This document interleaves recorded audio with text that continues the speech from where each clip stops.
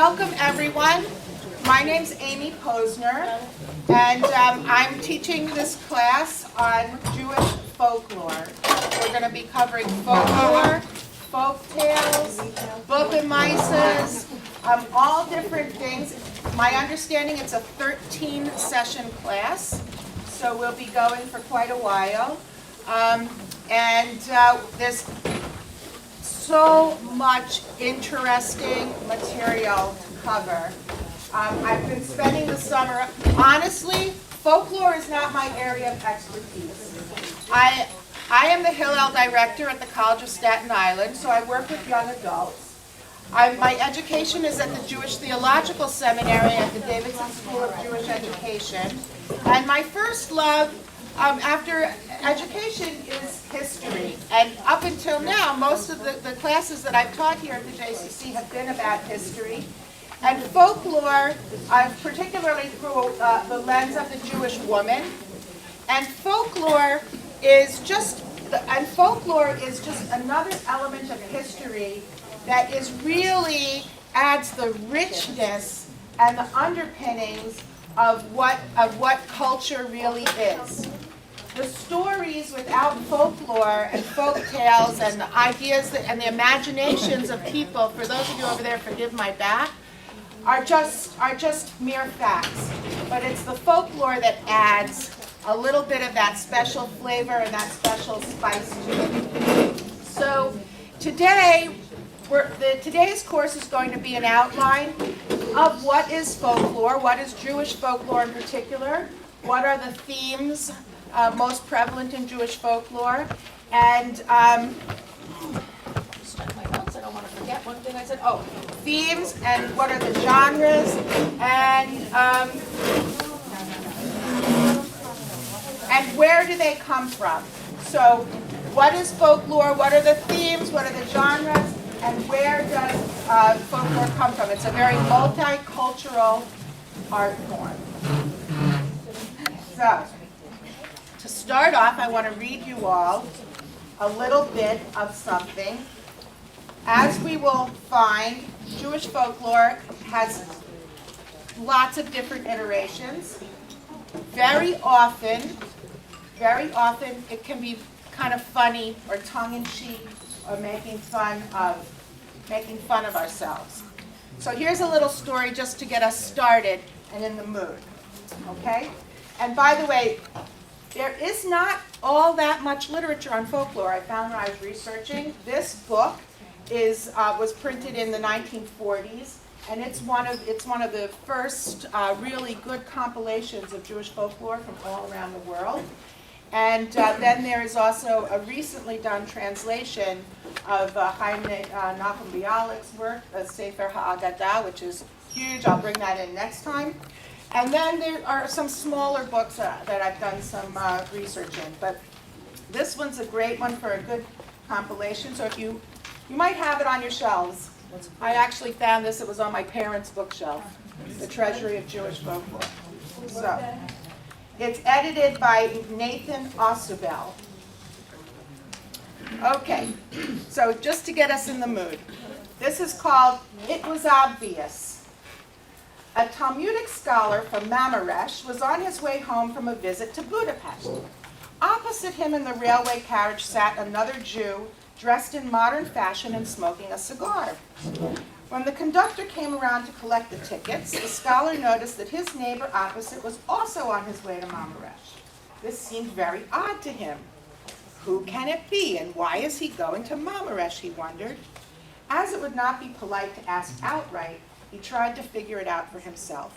Now, let me see, he mused. He's a modern Jew, well-dressed, and he smokes a cigar. Whom could a man of this type be visiting in Mamaresh? Possibly he's on his way to our town doctor's wedding. But no, that can't be. That's 2 weeks off.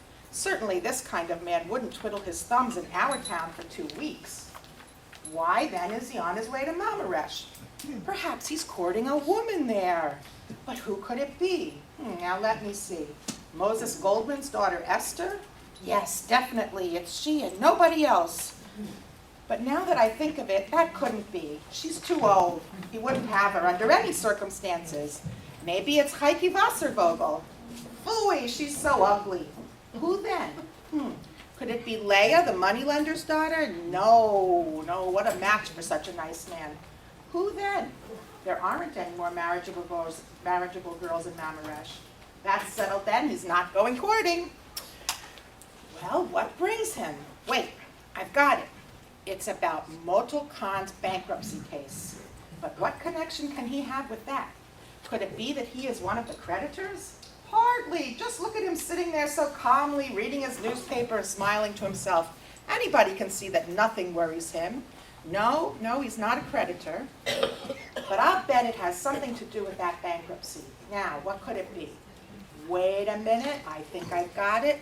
Motul Khan must have corresponded with a lawyer from Budapest about his bankruptcy. But that swindler Motul certainly wouldn't confide his business secrets to a stranger. So it stands to reason that the lawyer must be a member of the family. Now, who could it be? Could it be his sister Sprinza's son? No, that's impossible. She got married 26 years ago. I remember it well because the wedding took place in the Green Shoal, in the Green Synagogue. And this man here looks at least 35. A funny thing. Who could it be after all? Wait a minute. It's clear as day. This is his nephew, his brother Chaim's son, because Chaim Cohn got married 37 years and 2 months ago in the Stone Synagogue near the marketplace. Yes, that's who he is. In a nutshell, he is lawyer Cohn from Budapest. But a lawyer from Budapest surely must have the title doctor. So he is Dr. Cohn from Budapest. But wait a minute, a lawyer from Budapest who calls himself doctor won't call himself Cohn. Anybody knows that. It's certain he changed his name into Hungarian. Now, what kind of a name could he have made out of Cohn? Kovacs. That's it, Kovacs. In short, this is Dr. Kovacs from Budapest. Eager to start a conversation, the scholar turned to his traveling companion and asked, Dr. Kovacs, do you mind if I open the window? Not at all, answered the other. But tell me, how do you know that I am Dr. Kovacs? It was obvious, replied the scholar. Isn't that cute? That's a really cute story. It shows us a lot of things, right? It starts off with, it's a Talmudic scholar sitting on the train. So he has been trained to puzzle out, tease out, think of all the different angles, and come up with possible solutions to a question, a problem. So that's his training. So right there, we're making fun of a scholar who, we know that that's his training.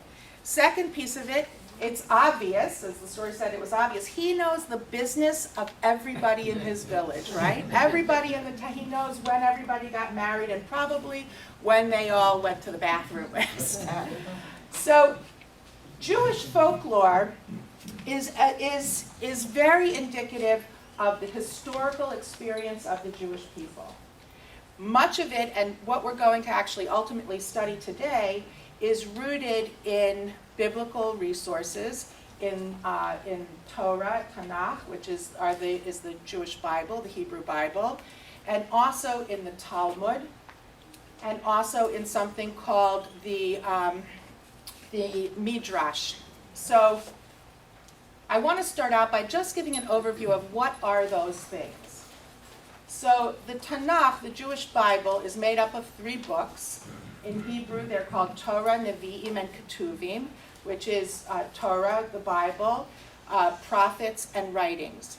And those 3 books are the canon of the sacred texts. It's the Bible. I thought I brought one, but I didn't. So, but everybody has that. People should have that at home. If they don't have the Hebrew one, you have the King James one. Many of the things are similar in there. The King James Bible then goes on with what's called the New Testament. Talmud is something else entirely. Anybody want to throw in what is Talmud? Anybody know the history of what Talmud is? Study of laws. It's the study of laws, interpretation, but what is it physically? A lot of books. It's a lot of books. That's exactly right. It's a lot of books. If you ever walk into a rabbi's study, you see big bookshelves and these huge folios, great big folios line the shelves, and that is the Talmud. So where does the Talmud come from? The Talmud comes from after the destruction of the temple, from about the 1st century until about the 5th century,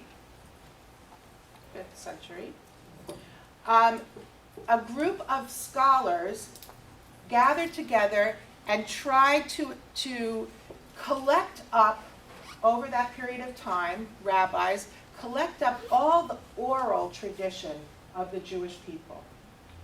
Now, even though in this day and age where we have computers and written word, we still have an oral tradition. We still all talk to each other, we still hear things, we still tell stories. In those days, oral tradition was extremely important because many people did not read. And the only books that there were to be read, we're talking pre-printing press, were those that were handwritten by scribes. And so the oral tradition was really the tradition of the people. So over that period of about 4.5 centuries, a group of rabbis throughout that time gathered up all the stories of the Jewish people and compiled them into what is known as the Mishnah. And the Mishnah, if you just read it, especially to modern day eyes, it's pretty gibberishy. It's all over the place. It's not well organized. It's not divided into chapters or categories or, anything that makes a whole lot of sense to modern day people. So, following the putting down of the Mishnah, another group of rabbis got together and made the Gemara. The Gemara is another word for Talmud.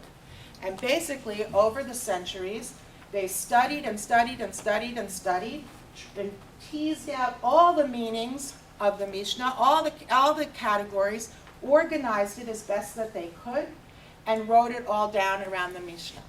So all of this was to prepare, was to preserve the oral history, the oral traditions, the oral laws of the Jewish people as a historical entity, as a historical nation. So when you open up a book of Talmud, the pages look very funny. In the middle, here is the Mishnah, the body of text that is written down. That's the original Mishnah by the ancient rabbis of old. Then around that, written all around that, is the commentary which makes up the Gemara, which is the commentary from the later rabbis who came later, who categorized and tried to make sense of the Mishnah. And it will say something like, Rabbi Hanina says that this means this or that. But then Rabbi Shammai says this means this or that. And they included everybody's opinion. They always made plain the majority opinion, and then also everybody else's little opinions. And then all of that was categorized. It covers everything that you can imagine in this earth. It covers from the Bible to hygiene, hygiene, questions of hygiene. And it's a huge folio. There are many, many folios of Talmud. There were actually 2 Talmuds. One was written in Babylonia, and that is the more prevalently used Talmud. The other one was written in Israel, in the land of Palestine, and it is not complete. There are 50-some tractates of Talmud, and the Jerusalem Talmud only has 36. It's assumed that the others were lost or wasn't finished. Nobody really knows. That's lost in antiquity. So the reason why I'm telling you this about Talmud is because from the Talmud then sprang something called Midrash. Midrash are those pieces of Mishnah. So Mishnah was the original explanation of the Bible from the oral law, that don't really fit into the official religious paradigm. Those are the stories, the legends, the superstitions, the things that really couldn't fit into an official religious system, but they're the things that really give everything the flavor. And so much of Jewish folklore comes from extrapolation of classical holy texts made popular so that people could understand them. So for example, you guys, if you have your handout, please look at the one about Genesis.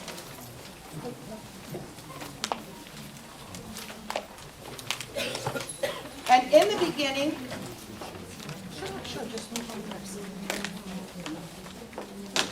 so in the beginning, we have the story of creation. If everybody wants to just take, I know that most of you probably know it well. This is actually, I took this out of the Bible. I made a copy. It's the beginning of Genesis. If you'll please just read that very first part.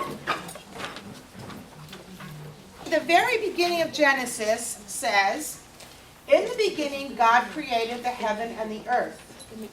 Now the earth was unformed and void, and darkness was upon the face of the deep. And the Spirit of God hovered over the face of the waters, and God said, 'Let there be light,' and there was light. And God divided the light from the darkness, and God called the light day, and the darkness he called night. And there was evening, and there was morning, one day." And then, will somebody read for me Genesis 14, and God said? Anybody feel like? Right. So anybody see a problem here?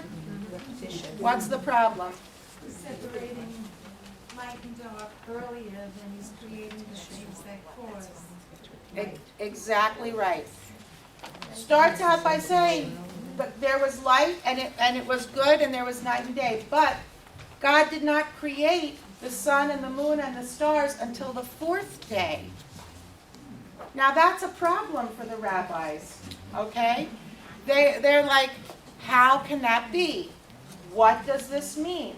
So, what does it mean? What are some ideas of why we have this seemingly difference in the text? Any ideas? Yes, sir. The first light was the light of God and from God.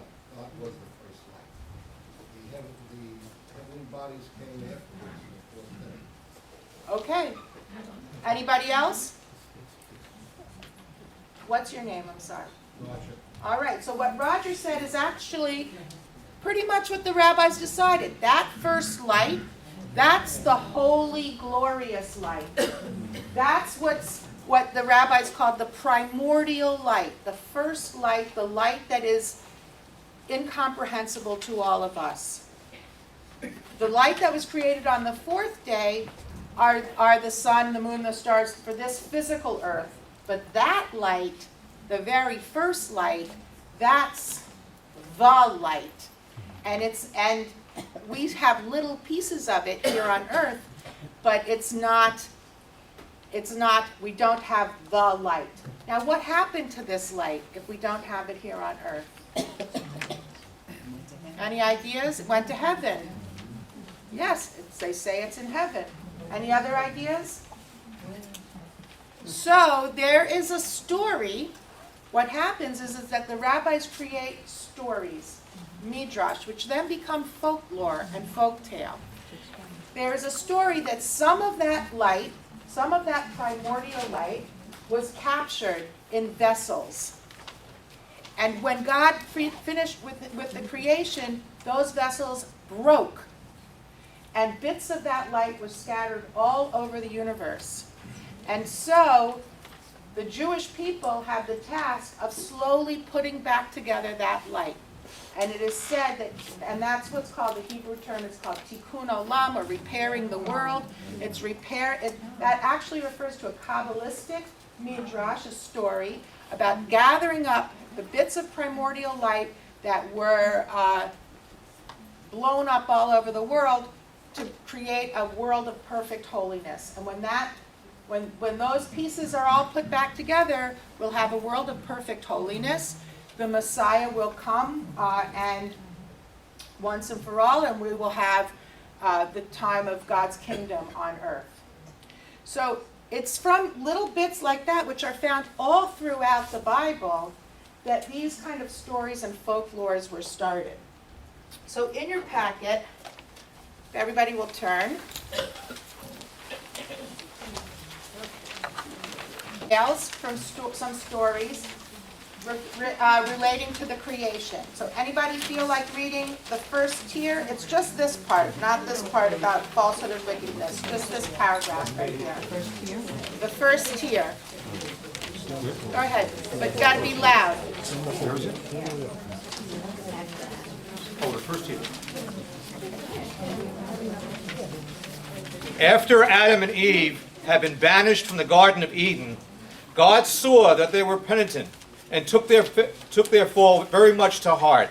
And as he is a compassionate father, he said to them gently, "Unfortunate children, I have punished you for your sin and have driven you out of the Garden of Eden, where you were living without care in great well-being. Now you are about to enter into a world of sorrow and trouble, the like of which staggers the imagination. However, I want you to know that my benevolence and my love for you will never end. I know that you will meet with the tribulation in the world and that it will embitter your lives. For that reason I give you out of my heavenly treasure this priceless pearl. Look, it is a tear. And when grief overtakes you and your heart aches so that you are unable to endure it, and great anguish grips your soul, then there will fall from your eyes this tiny tear. Your burden will grow lighter then." When Adam and Eve heard these words, sorrow overcame them. Tears welled up in their eyes and rolled down their cheeks and fell to earth. And it was these tears of anguish that first moistened the earth. Adam and Eve left them as a precious inheritance to their children. And since then, whenever a human being is in great trouble and his heart aches and his spirit is oppressed, then the tears begin to flow from his eyes, and lo, the gloom is lifted. Thank you. What's your name? Lloyd. Lloyd. Thank you, Lloyd. So, this is a very classic, what's the word I want? A very classic example of how folk tales get started. Why do people cry? What are tears?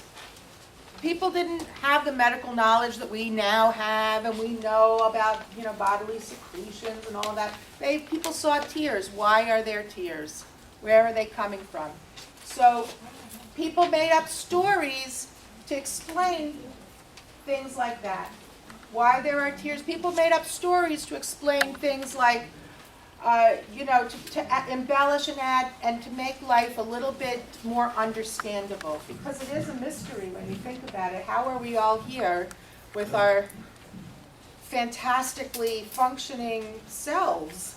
Our brains and how could that person, possibly be? So people made up stories. And this is a very sweet one, that the first tears were in order to, moisten the earth and from leaving the Garden of Eden.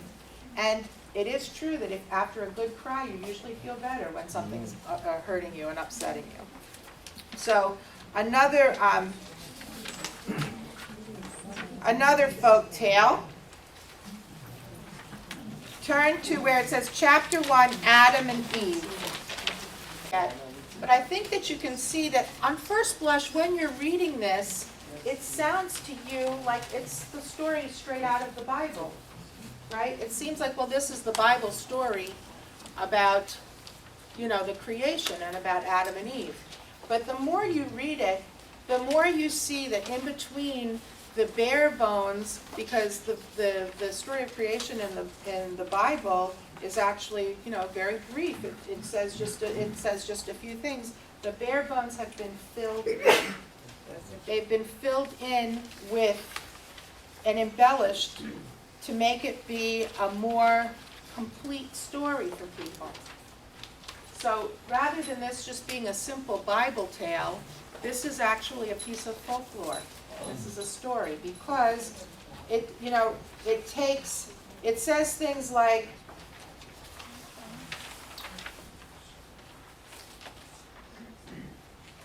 that are not talked about in the Bible, like that says, on the sixth day of creation, as God sat on his throne of glory with all the angels surrounding him, he took counsel with them as to the creation of man. That's nowhere in the actual text of the Bible. God said, let us make a man in our image and in our likeness. He shall rule over the world. That is in the text of the Bible. However, all the angels did not share the same opinion.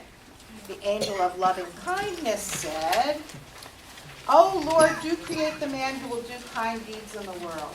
But the angel of peace appeared before the Eternal and said, O God, do not create man, because he will be full of enmity and quarrelsomeness. None of this dialogue with the angels is in the original text. Why did the folklore come up with adding in these angels? Because in the original text, let's see if they gave you the copy. Started with Genesis. Because in the original text, if you look back at it, it says, let us make a man in our image, and, oh, that's the wrong thing. I'm looking at rereading to you what I already read. Because in the original text, it says, we don't have that. He didn't give it to us when he made the copies. But it says, let us make man. So who is God talking to? The rabbis were like, who is God talking to? Let us make man. So the supposition is of course, it's the angels. And so from that supposition, the story gets woven. Same thing as, I'm going to bring back a character that those of you who took my class in the past might remember. If you go to page 14,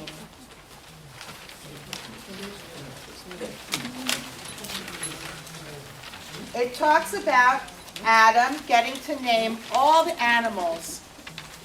And all the animals are passing before Adam, and this midrash, this folk story, also tells us that God said to the angels, you see, men are smarter than you. They can name the animals, but you're not smart enough to do that. I'm going to give that job to man. So Adam is naming all the creatures, and he says, I'm alone. All right? So what does God do? God decides to create a helpmate for Adam.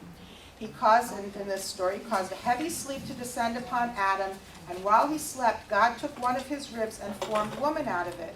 When Adam awoke from his profound sleep and saw a woman before him in all her surprising beauty and grace, he exclaimed, may God bless you, my wife. You will be called Isha, woman, since you were taken from Ish, man.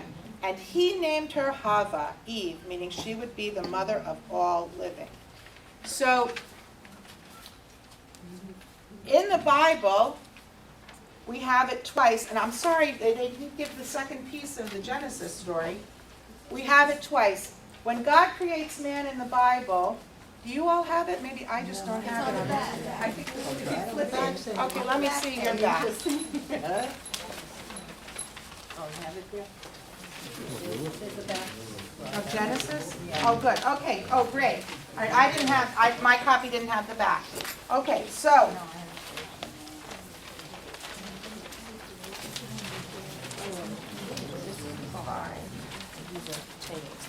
What page is that? 13? It's the part about Genesis. All right, so where God is created, Genesis 27. Okay, Genesis, it's on the second side of the piece about Genesis. Genesis 27. And God created man in his own image. In the image of God, he created him. Male and female created he them. And God blessed them, and God said unto them, be fruitful and multiply, replenish the earth, subdue it, all of that. So, in Genesis 27, God creates man in his own image. Male and female, he created them. That sounds to me like either he created maybe an androgynous being, possible, or he created a man and a woman at the same time. So then we have, just a little bit later on in Genesis 3:18, and God says, oh, it's not good that man should be alone. I will make a helpmeet for him. So what happened to this original one? What happened to this original wife? Anybody remember who took my class before? We didn't want to count out it.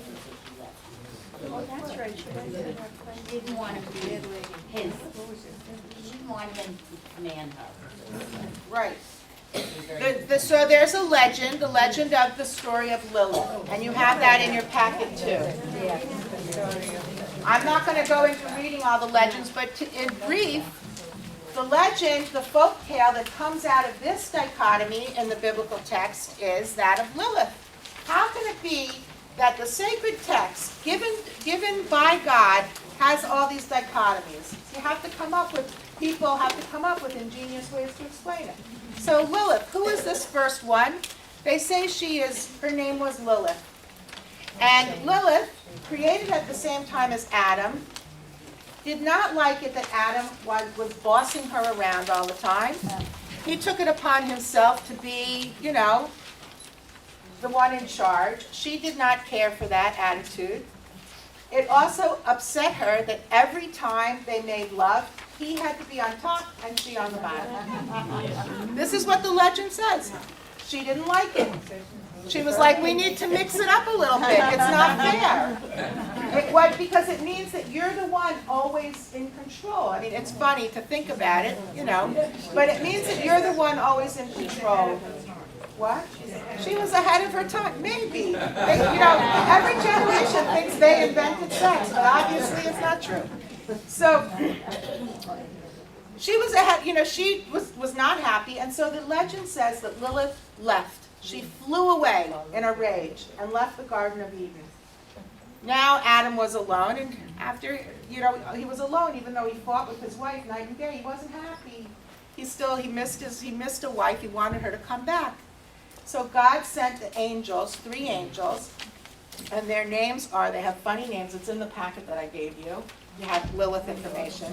But their names are Snivni, Snisnavi, and Smingaloth, something along those lines.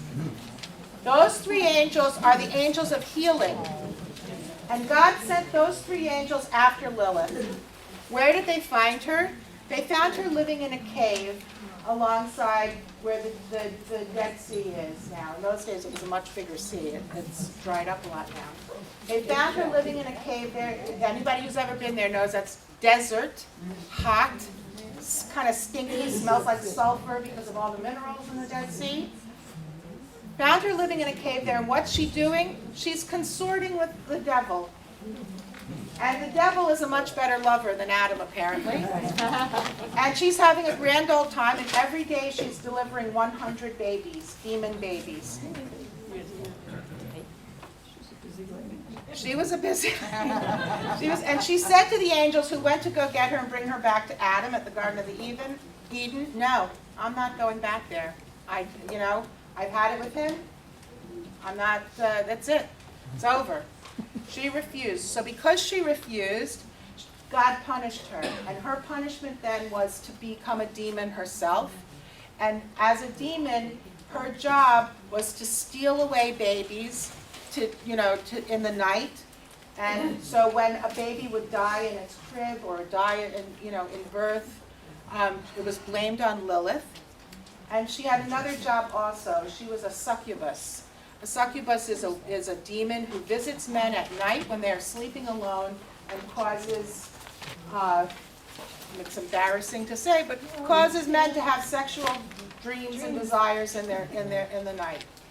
And she takes the results of those dreams back with her, and with that she makes more babies, demon babies. So she's turned into a pretty horrible character, and she made a deal with the 3 angels. She said, all right, listen, I know that I'm going to be a demon now. She kind of reminds me of the Wicked story. Anybody see the musical Wicked? Yeah. I'm going to be a demon now, and if I'm going to be a demon, I'm going to be the baddest demon that there is. But if people make an amulet and put your names on the amulet and hang it over the crib of the baby or of an expected mother, I won't bother them. I won't bother them. So consequently, an entire body, which we're going to get into more because down the line in this class, we're going to talk about folklore around childbirth and sex. We're going to talk about that more. Down the line, there is an entire body of work about Lilith because she's a pretty fearsome character. But ultimately, she was born out of this myth that, hey, the Bible says God created man and woman. And then, a couple lines later, another couple paragraphs down, all of a sudden, he's taking one of Adam's ribs to make his wife. What's the deal? So that's what I've been trying to illustrate in today's class, the origins of where much of folklore and folktale comes from. Much of it comes from these very classical sources and the extrapolations of the people and trying to understand their text. Now, not all folklore comes from that. a lot of other folklore comes from just the life experience, how people are living, where they're living, the cultures around them. The Jewish people lived in diaspora for 2,000 years in countries all over the world, from India to the United States. And in all of those places where Jews lived, there developed a Jewish folklore.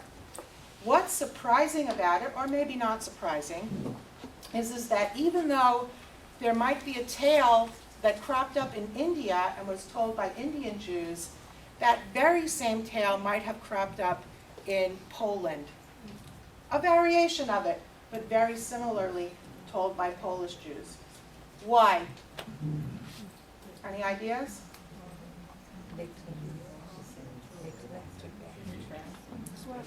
What? I know that in Greek mythology, myths were created to answer questions that now science answer, and I would imagine that it must have been the same kind of thing. The same questions come up wherever mankind is. Yeah, similar questions come up wherever mankind is, definitely true.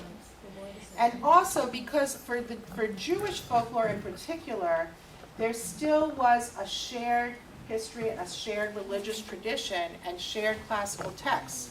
So that kind of created, even if somebody was living in Morocco, you know, in an Arab, a Jew living in an Arab land, still was praying the same liturgy, a little bit different, a little bit variation, a little different tune, praying the same liturgy or reading the same chapter of the Bible each week as the Jew in Russia. So because of those commonalities, even though folklore was influenced by wherever people were living, and bits and pieces of the local stories from other people around where they lived crept into Jewish folklore and gave it a flavor unique to its own cultural time and space, there's still common themes throughout. So that's born out of the Jewish experience of living in the diaspora. And it's reflective of the flow of everyday life. Now another experience that really molded Jewish folklore and folktales was the experience of being in diaspora, always being, no matter where they were, being strangers in that place. Because even places which accepted Jews to come and live among them, which we know throughout Jewish history was not usually the case, there was very often an ordeal of persecution, of otherness, of being a stranger in a strange place, and that experience also greatly flavored the context of many Jewish folk tales. Jewish folklore often has with it, as much folklore does, an element of a moral, an end of the story. And even the saddest stories, sometimes Jewish folk stories are so sad and heartbreaking, but in the end there's always a silver lining. There's always something to look forward to be optimistic about at the end of it. This is also reflective of the experience of living in diaspora, because the Jewish people in their history went through a lot of difficult times through being expelled from Muslim Spain, where for a long time they lived happily in the Golden Age, and then the Christians came in, expelled Jews from Muslim Spain, then the Inquisition, and the Holocaust, and the pogroms, and I mean, it's just been one long story of things that had to do with being in a land not your own and being a stranger in a strange land. So Jewish folklore, themes of Jewish folklore often portray the Jew as being, clever, more clever than their neighbors, more clever than the people that they're living with, possessing a kind of a secret that makes them, I don't want to say, smarter, possessing a kind of a secret that makes them smarter, or giving them an advantage over the peoples who they're living with, because the Jewish people, ultimately the folklore always goes, because the Jewish people in the end know who God really is and really know where they're coming from and who they are. So all of those elements conspire to come in to make Jewish folk stories. And as I said before, I'm just watching at the time, as I said before, they were also often very humorous, and we're going to spend a lot of time on things that are very humorous. And they also had to do with superstitions. Somebody give me a little bit of Jewish superstition, something you grew up with. Well, I remember when my children were born, that my grandmother and my mother came with a prayer to put under their bed. So my mother had a red bando. We can't hear you up here. She had a red bando, a red ribbon that she put on the carriages and on the parrots, on the prayers. And every time somebody said something really she'd go, Could you repeat it? So what she said is that there was a custom in her family of putting a prayer book underneath the crib of an infant, of tying a red string around the baby's wrist or the stroller or the cradle, and also of saying things like, if you ever said anything good about somebody, you'd have to go poo poo poo. That really was spitting. That was showing spitting over your shoulder, because if you spit, you kept away the evil eye. Something else could be not Jewish folklore too. Something, superstition that we grow up with. You throw the salt over your shoulder? Yes. Why do you throw salt over your shoulder? Anybody know why you throw salt over your shoulder? That's to blind the evil eye. You throw salt in his eye, he's going to be... the red ribbon. The red ribbon, red is a color that's supposed to ward off evil spirits. You don't walk under a ladder. Why don't we walk under a ladder? What? Something could fall on you, but there's some superstitious reasons. I don't know why you don't walk under a ladder. It's bad luck. Bad luck.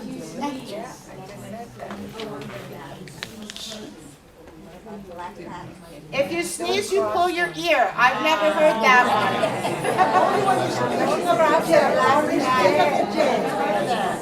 Speaking of TK, those sneezes when my mother sewed something. Yes, you had to chew thread. Why did you have to chew thread if your mother was sewing something while you were wearing it? Oh, wait, one at a time. Why? My mother's interpretation was so you don't sew your brains together. To keep your brains together? I heard that so that to be sure you're not dead, because you sew a shroud onto a person. That's what I heard. All right, one more. Why do you knock on wood?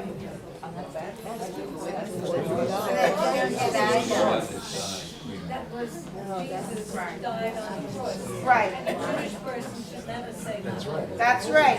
So they say knock on wood has to do with and that is absolutely correct. Knocking on wood has to do with Jesus' cross was made of wood, and Jewish people are not supposed to say knock on wood.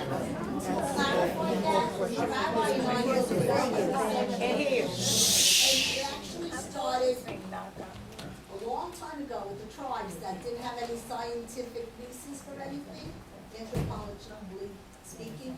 So when they would be talking about something good, they would knock on the tree trunk because the evil spirits were in there and we didn't want them to hear it.